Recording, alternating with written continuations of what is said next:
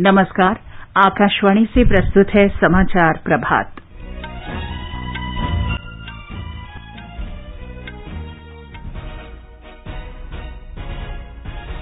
Tokyo Olympic में भारत के लिए पहला पदक जीतने वाली भारोत्तोलक मीराबाई चानू का स्वदेश वापसी पर भव्य स्वागत। टोक्यो ओलंपिक में हॉकी में भारत और स्पेन के बीच मैच जारी। केंद्र सरकार ने घरेलू आपूर्ति को प्रोत्साहन के लिए मसूर दाल से आयात शुल्क हटाया।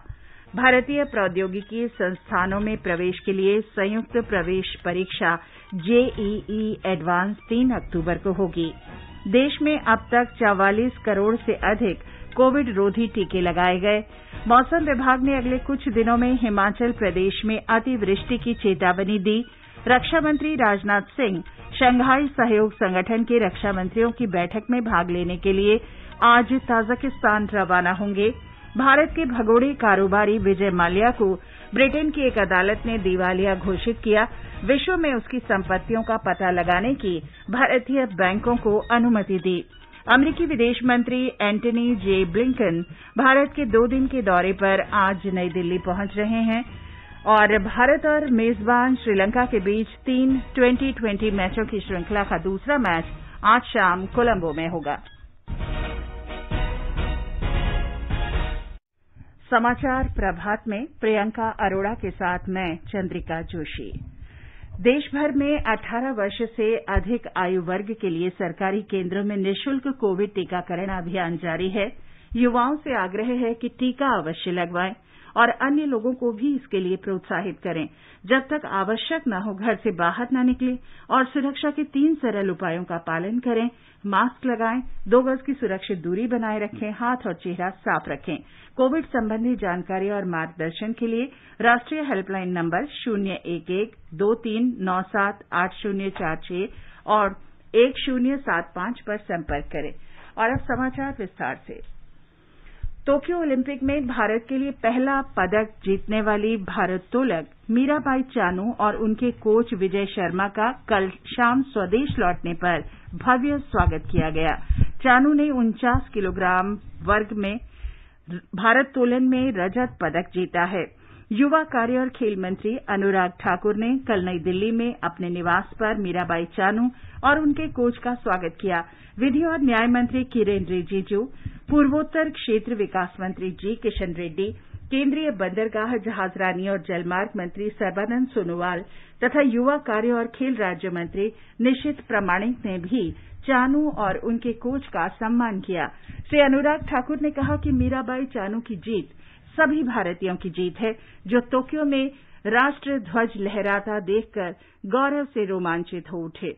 उन्होंने कहा कि ओलंपिक इतिहास में पहली बार उद्घाटन दिवस पर किसी भारतीय ने पदक जीता है। खेल मंत्री ने कहा कि नरेंद्र मोदी सरकार खेल प्रतिभाओं को प्रोत्साहित और उन्हें सर्वोच्च स्तर तक उत्कृष्टता हासिल करने के लिए हर सहयोग उपलब्ध कराती रहेगी। बहुत बहुत बधाई और बहुत बहुत धन्यवाद मीराबाई चानू जी। आपने 135 करोड़ भारतीयों के चेहरे पे मुस्कान लाई है, भारत का मान सम्मान बढ़ाया है, तिरंगे का मान सम्मान बढ़ाया है। मैं नरेंद्र मोदी जी और पूरे भारत की ओर से आपको बहुत बहुत बधाई और शुभकामनाएं देता हूं। रजत पदक जो आपने जीता है, ये भारत के लिए बड़े मान सम्मान की बात है। आपको बहुत बहुत बधाई, बहुत बहुत शुभकामनाएं। पदक विजेता मीराबाई चानू ने कहा कि वे सरकार के सहयोग और समर्थन की आभारी हैं। इसके बिना ओलंपिक पदक तक की यात्रा संभव नहीं होती। चानू ने कहा कि वे अपना पदक पूरे देश और उन लोगों को समर्पित करना चाहती हैं जिन्होंने उनके लिए शुभकामनाएं की।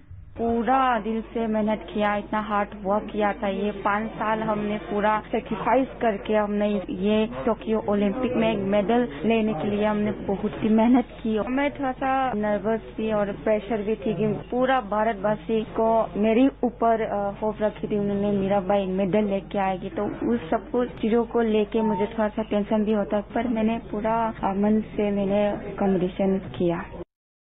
विधि और न्याय मंत्री किरेन रिजिजू ने कहा कि मीराबाई ने देश को जो सम्मान दिलाया है, वह उनके वर्षों के धैर्य, समर्पण और कठोर परिश्रम का प्रतिफल है। पूर्वोत्तर क्षेत्र विकास मंत्री जी किशन रेड्डी ने कहा कि सफलता के लक्ष्य की ओर चानू की यात्रा ने न सिर्फ खेल जगत को बल्कि प्रत्येक युवा को अपना लक्ष्य हासिल करने के लिए प्रेरित किया। बंदरगाह, जहाजरानी और जलमार्ग मंत्री सर्बानंद सोनोवाल ने कहा कि मीराबाई ने पूरे देश को गौरवान्वित किया है और हमें उन पर गर्व है।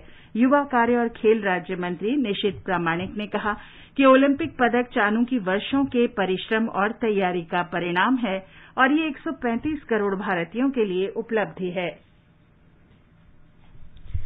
टोक्यो ओलंपिक के चौथे दिन कल टेबल टेनिस में पुरुष सिंगल्स में भारत ने जीत हासिल की, जबकि तीरंदाजी सहित अन्य स्पर्धाओं में भारतीय खिलाड़ियों को हार का सामना करना पड़ा। सुनते हैं कल हुई स्पर्धाओं पर एक रिपोर्ट।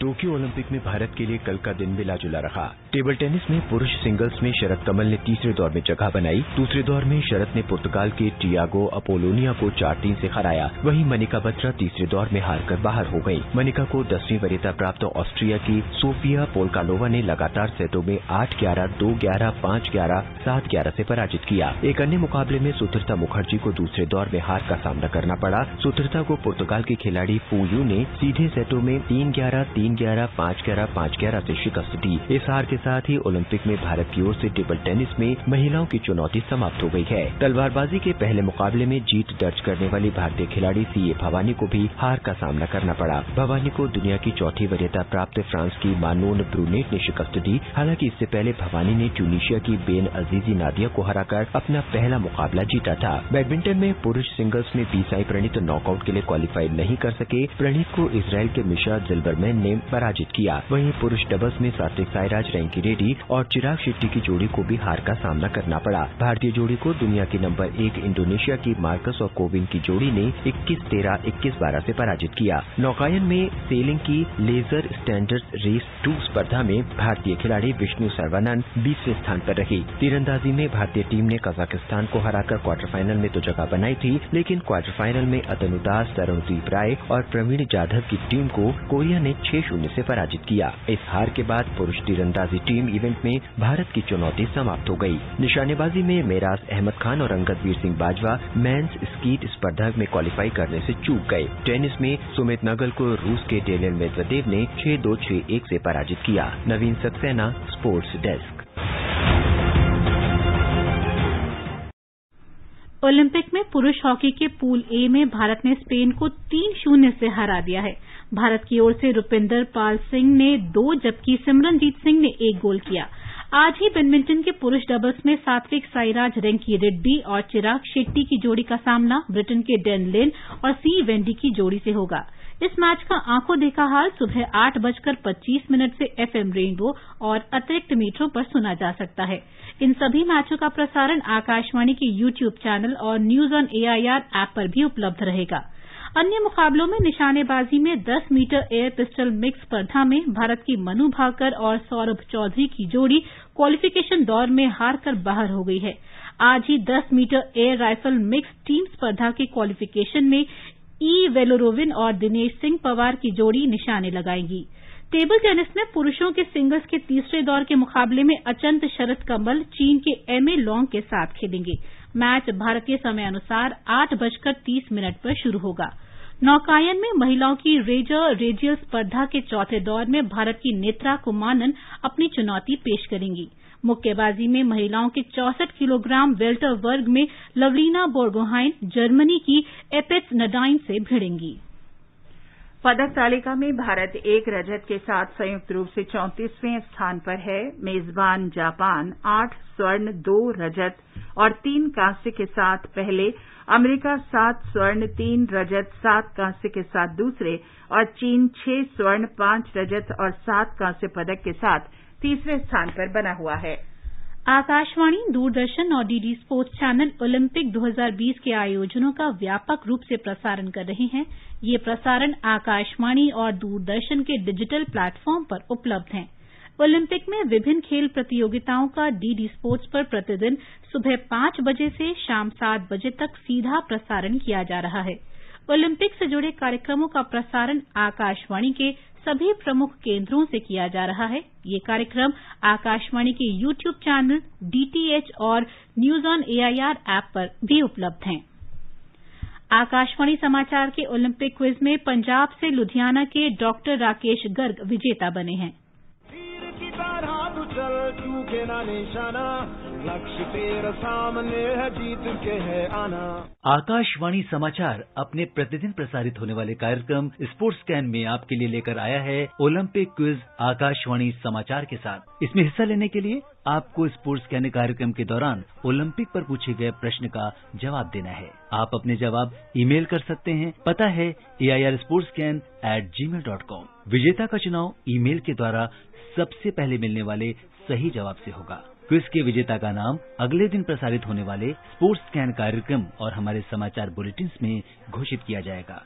साथ ही हमारे Twitter handle @AIR News Alerts पर भी फ्लैश होगा। इतना ही नहीं, विजेता को भारतीय ओलंपिक टीम की एक जर्सी भी दी जाएगी। तो देर किस बात की, सुनिए स्पोर्ट्स स्कैन कार्यक्रम रोजाना शाम 7:20 पर FM गोल्ड 100.1 मेगाहर्ट्ज और हमारे YouTube channel news on AIR official पर।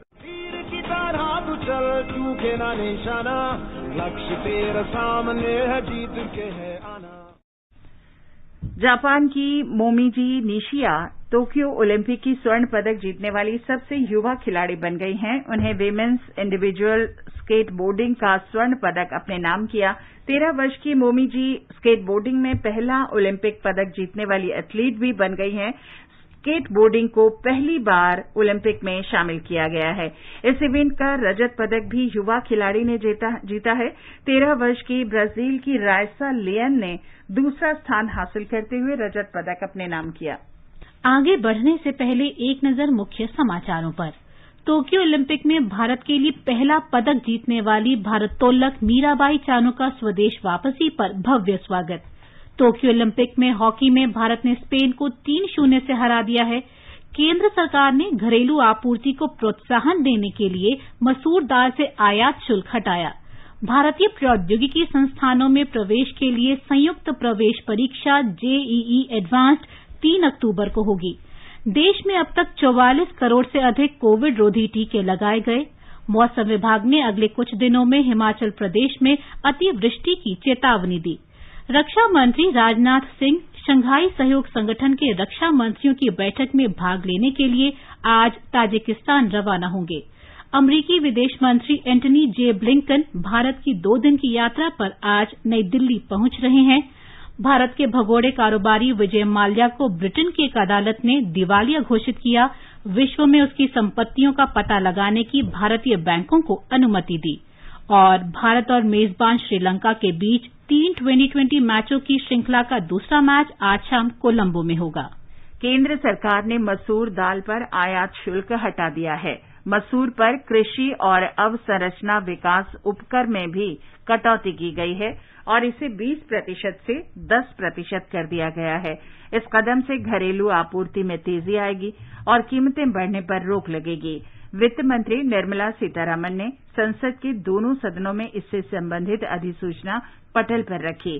संशोधित सीमा शुल्क और उपकर आज से लागू हो जाएंगे। अधिसूचना के अनुसार अमेरिका को छोड़कर अन्य देशों से निर्यात किए गए मसूर दाल पर सीमा शुल्क समाप्त कर दिया गया है।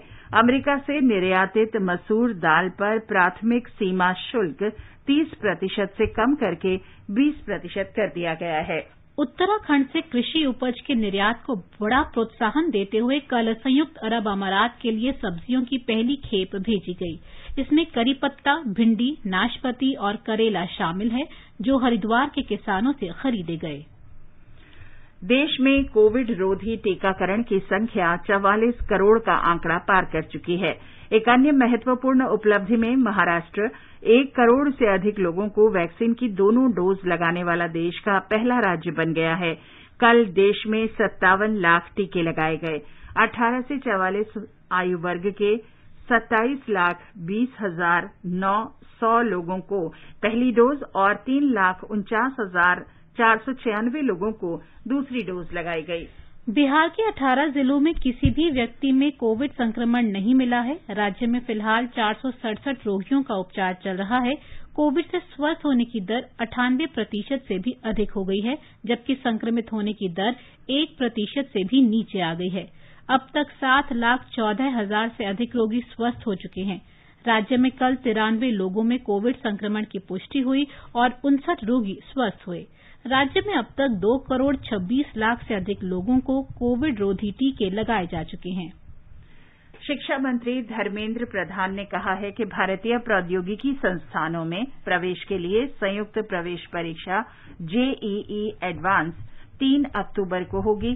परीक्षा संचालन में कोविड संबंधी सभी दिशा निर्देशों का कड़ाई से पालन किया जाएगा। हुडकों में गैर खुदरा निवेशकों के लिए सरकारी शेयरों की बिक्री आज से खुलेगी। निवेश और सार्वजनिक परिसंपत्ति प्रबंधन विभाग ने ट्वीट में कहा है कि सरकार ग्रीन शू ऑप्शन के रूप में 2.5% अतिरिक्त शेयरों के साथ 5.5% शेयरों का विनिवेश करेगी। हिमाचल प्रदेश के विभिन्न भागों में पिछले कुछ दिनों से हल्की से मध्यम बारिश जारी है। मौसम विभाग ने अगले कुछ दिन तक राज्य में तेज से बहुत तेज वर्षा की आशंका व्यक्त की है। विभाग ने 30 जुलाई तक राज्य के दूर दराज के स्थानों पर अतिवृष्टि की चेतावनी जारी की है। अगले 36 घंटों के दौरान बिलासपुर, कांगड़ा, सिरमौर और मंडी जिलों में अतिवृष्टि का रेड अलर्ट जारी किया गया है। मौसम विभाग ने विभिन्न स्थानों पर चट्टानें खिसकने और अचानक बाढ़ की भी चेतावनी जारी की है। अगले कुछ दिनों के दौरान स्थानीय लोगों और पर्यटकों को नदियों के नजदीक न जाने की सलाह दी गई है। महाराष्ट्र के मुख्यमंत्री उद्धव ठाकरे ने तेज वर्षा और भूस्खलन से प्रभावित जिलों का कल दौरा किया। मुख्यमंत्री ने बाढ़ग्रस्त जिलों से लौटने के बाद कल मुंबई में सभी संबंधित विभाग सचिवों के साथ समीक्षा बैठक की। उन्होंने सभी सचिवों को बाढ़ प्रभावित क्षेत्रों में बीमारियों के प्रसार को रोकने के लिए स्वच्छता और स्वास्थ्य सुविधाएं प्रदान करने के लिए युद्ध स्तर पर पुनर्वास कार्य करने का निर्देश दिया। हमारे संवाददाता ने बताया है कि मुख्यमंत्री ने अधिकारियों को बाढ़ से हुए नुकसान का एक विस्तृत रिपोर्ट तैयार करने के भी निर्देश दिए। मुख्यमंत्री उद्धव ठाकरे ने अधिकारियों से बाढ़ प्रभावित क्षेत्रों में खराब बिजली और पानी की आपूर्ति इकाइयों को बहाल करने और तुरंत मरम्मत करने को कहा है। उन्होंने कहा कि अधिकांश सड़कें उखड़ गई हैं और पुल जलमग्न हो गए हैं। उन्होंने पहाड़ी क्षेत्र में क्षतिग्रस्त सड़कों और ढांचागत सुविधाओं की एक व्यापक योजना तैयार करने का भी निर्देश दिया। उन्होंने कहा कि नवीनतम तकनीक के साथ साथ पंचनामों के लिए ड्रोन का उपयोग किया जाना चाहिए। उन्होंने सभी व्यापारियों की जानकारी जमा करने को भी कहा है। ऐसी आपदाओं की बार बार पुनरावृत्ति होती है, इसलिए ऐसी स्थिति से निपटने के लिए जिलेवार प्रस्ताव तैयार करें। सीएम ने आगे कहा कि बाढ़ की खतरनाक चेतावनी के लिए नदियों में आरटीडीएस उपकरण जरूरी है। उसी के अनुसार जल संसाधन विभाग पहले चरण में 7 नदियों में आरटीडीएस उपकरण लगाएगा। उन्होंने प्रशासन से जिला स्तर पर एसआरडीएफ और एनआरडीएफ के प्रशिक्षण केंद्र स्थापित करने और तेजी से परिणाम के लिए कारपोरेट जगत की मदद लेने को कहा है। भावना गोखले, आकाशवाणी समाचार, मुंबई। ओडिशा में पुरी नल से सीधे पीने का स्वच्छ पानी उपलब्ध कराने की योजना लागू करने वाला देश का पहला शहर बन गया है। मुख्यमंत्री नवीन पटनायक ने कल परियोजना का उद्घाटन करते हुए ये घोषणा की। उन्होंने कहा कि अब पुरी शहर सीधे नल से पेयजल की व्यवस्था करने वाले लंदन, न्यूयॉर्क और सिंगापुर जैसे वैश्विक शहरों में शामिल हो गया है। इस परियोजना से पुरी के 2.5 लाख निवासियों और प्रतिवर्ष पावन नगरी की यात्रा करने वाले लगभग 2 करोड़ पर्यटकों को लाभ होगा। इस योजना से लोगों को पानी जमा कर रखने या उपयोग से पहले उसे फिल्टर करने की परेशानियों से मुक्ति मिलेगी। राष्ट्रपति रामनाथ कोविंद ने कल बारामूला में करगिल विजय दिवस की 22वीं वर्षगांठ पर राष्ट्र के लिए जीवन बलिदान करने वाले सैनिकों को श्रद्धांजलि दी। श्री कोविंद 25 जुलाई से जम्मू कश्मीर और लद्दाख की यात्रा पर हैं। राष्ट्रपति को कल केंद्र शासित प्रदेश लद्दाख में द्रास जाना था, लेकिन खराब मौसम के कारण उनका हेलीकॉप्टर श्रीनगर से रवाना नहीं हो सका और बाद में द्रास की यात्रा रद्द कर दी गई। वे द्रास की जगह उत्तर कश्मीर में बारामूला गए और 1999 में करगिल संघर्ष के दौरान भारतीय सशस्त्र बलों के अदम्य साहस और बलिदान को श्रद्धांजलि दी। उन्होंने बारामूला में एक सादे समारोह में डैगर युद्ध स्मारक में माल्यार्पण किया। राष्ट्रपति के साथ जम्मू कश्मीर के उपराज्यपाल मनोज सिन्हा और श्रीनगर स्थित चिनार कोर के general officer commanding lieutenant general DP Pandey भी थे। बारामूला डिवीजन के general officer commanding major general Virendra Vats ने राष्ट्रपति का स्वागत किया और उन्हें स्वतंत्रता के बाद विभिन्न गतिविधियों में बारामूला के योगदान का उल्लेख करते हुए इस शहर के इतिहास के बारे में जानकारी दी। बाद में राष्ट्रपति विश्व प्रसिद्ध पर्यटक स्थल गुलमर्ग भी गए और सैनिकों से बातचीत की। उन्होंने ऊंचाई पर स्थित वॉरफेयर स्कूल का भी दौरा किया। राष्ट्रपति आज श्रीनगर में कश्मीर विश्वविद्यालय के 19वें दीक्षांत समारोह को संबोधित करेंगे। रक्षा मंत्री राजनाथ सिंह शंघाई सहयोग संगठन के रक्षा मंत्रियों की बैठक में भाग लेने के लिए आज ताजिकिस्तान की राजधानी दुशांबे के लिए रवाना होंगे। वे कल शंघाई सहयोग संगठन के रक्षा मंत्रियों के साथ ताजिकिस्तान के राष्ट्रपति एमोमान रहमान से मिलेंगे।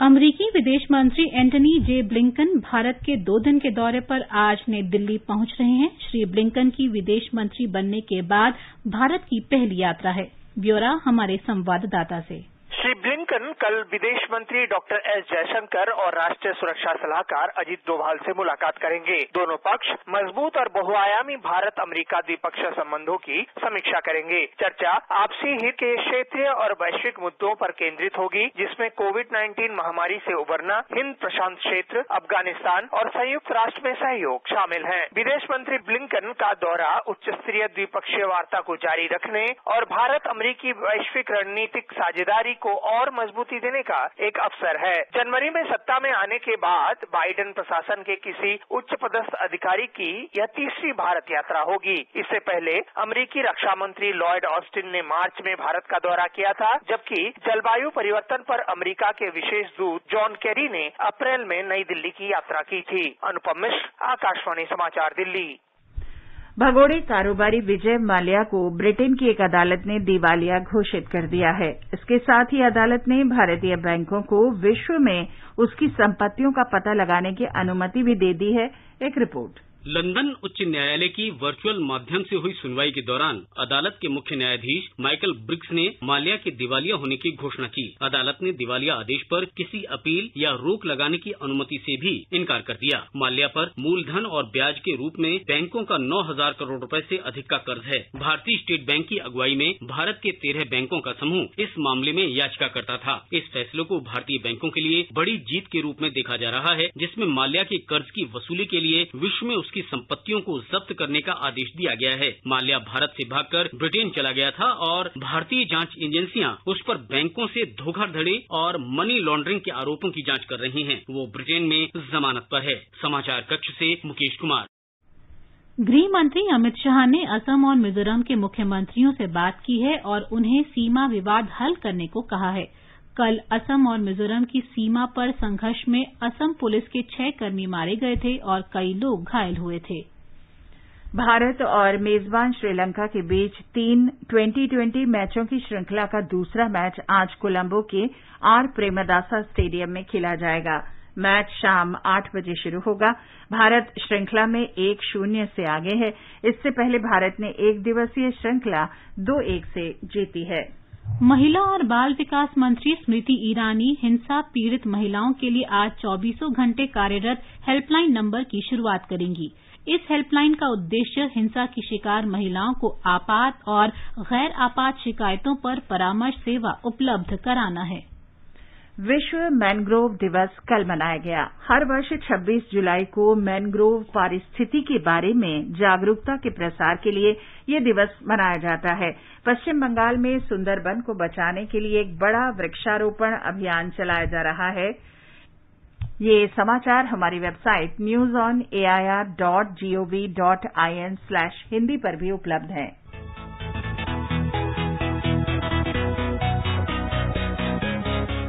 दुनिया रंग बिरंगी, खट्टे मीठे रसीले समाचारों का सतरंगी खजाना आकाशवाणी पर। खबरें होंगी हटकर, जानेंगे कुछ अलग, हंसेंगे खुलकर, करेंगे सजग।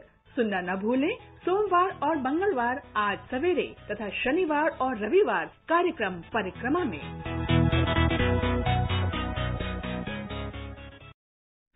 और प्रियंका, आप बताएं आज के समाचार पत्रों में क्या विशेष है? जी चंद्रिका, अधिकांश अखबारों ने टोक्यो ओलंपिक से पदक जीतकर स्वदेश लौटने पर मीराबाई चानू के गर्मजोशी से हुए स्वागत के चित्र दिए हैं। राजस्थान पत्रिका और हरिभूमि ने लिखा है, पहले स्थान पर आए खिलाड़ी को जापान ही रुकने का आदेश, स्वर्ण में बदल सकता है मीराबाई का रजत। अखबारों ने पहले पन्ने पर लिखा है, तलवारबाज भवानी देवी पदक से चूकी, कहा सॉरी। प्रधानमंत्री ने भवानी का हौसला बढ़ाते हुए कहा, देश को आप पर नाज है। करगिल विजय दिवस पर सैनिकों को नमन करते राष्ट्रपति रामनाथ कोविंद के चित्र भी अखबारों ने पहले पन्ने पर दिए हैं। कर्नाटक के मुख्यमंत्री पद से येडियुरप्पा का इस्तीफा सुर्खियों में है। अमर उजाला ने लिखा है, ठीक 2 साल में इस्तीफा दिया, नए मुख्यमंत्री के नामों पर भी अखबारों ने चर्चा की है। उत्तर पूर्वी भारत में अगले 3-4 दिन भारी वर्षा का अनुमान देते हुए दैनिक ट्रिब्यून ने लिखा है, 3-4 दिन जमकर बरसेंगे बादल। नवभारत टाइम्स ने लिखा है, आज हो सकती है वर्षा, जलभराव, ट्रैफिक जाम की संभावना। उत्तर प्रदेश, पंजाब, हरियाणा, चंडीगढ़ में झमाझम बारिश के आसार। दैनिक भास्कर ने लिखा है, किन्नौर में अब भी फंसे 120 पर्यटक। हिमाचल में भी 2 दिन तक तेज वर्षा का अलर्ट। हिन्दुस्तान ने पहले पन्ने पर बॉक्स में लिखा है, उत्तराखंड में इस बार 10% से अधिक वर्षा, घने जंगलों के कारण आबादी वाले इलाकों में आ रही हैं जानवर। अखबार लिखता है, पर्यटक सावधान रहें, बारिश की वजह से जानवरों के लगातार हमले बढ़े। संसद में लगातार चल रहे हंगामे के बीच कोई कामकाज न होने पाने पर भी विस्तार से अखबारों ने खबर दी है। जनसत्ता और हरिभूमि लिखता है, ब्रिटेन के हाईकोर्ट ने भारतीय कारोबारी विजय माल्या को दिवालिया घोषित किया, भारतीय बैंकों के लिए कर्ज वसूली की राह आसान। राजस्थान पत्रिका ने बॉक्स में लिखा है, केंद्र सरकार ने देशभर के 22 सर्किलों में डाकघरों से बोतल बंद गंगाजल बिक्री योजना शुरू की थी। 250 ग्राम गंगाजल की कीमत 30 रुपए है, मांग बढ़ी, डाक विभाग कर रही है डिलीवरी। राजस्थान पत्रिका ने अद्भुत शीर्षक से अंतरिक्ष में कल रात सितारों की बारिश का अनोखा नजारा दिखने की जानकारी के साथ लिखा है, अंतरिक्ष की घटनाओं में रुचि रखने वालों के लिए होगी खास 28 जुलाई की रात। और अंत में मुख्य समाचार एक बार फिर। टोक्यो ओलंपिक में भारत के लिए पहला पदक जीतने वाली भारोत्तोलक मीराबाई चानू का स्वदेश वापसी पर भव्य स्वागत। टोक्यो ओलंपिक में हॉकी में भारत ने स्पेन को 3-0 से हरा दिया है। केंद्र सरकार ने घरेलू आपूर्ति को प्रोत्साहन के लिए मसूर दाल से आयात शुल्क हटाया। भारतीय प्रौद्योगिकी संस्थानों में प्रवेश के लिए संयुक्त प्रवेश परीक्षा JEE एडवांस 3 अक्टूबर को होगी। देश में अब तक 44 करोड़ से अधिक कोविड रोधी टीके लगाए गए। मौसम विभाग ने अगले कुछ दिनों में हिमाचल प्रदेश में अतिवृष्टि की चेतावनी दी है। रक्षा मंत्री राजनाथ सिंह शंघाई सहयोग संगठन के रक्षा मंत्रियों की बैठक में भाग लेने के लिए आज ताजिकिस्तान रवाना होंगे।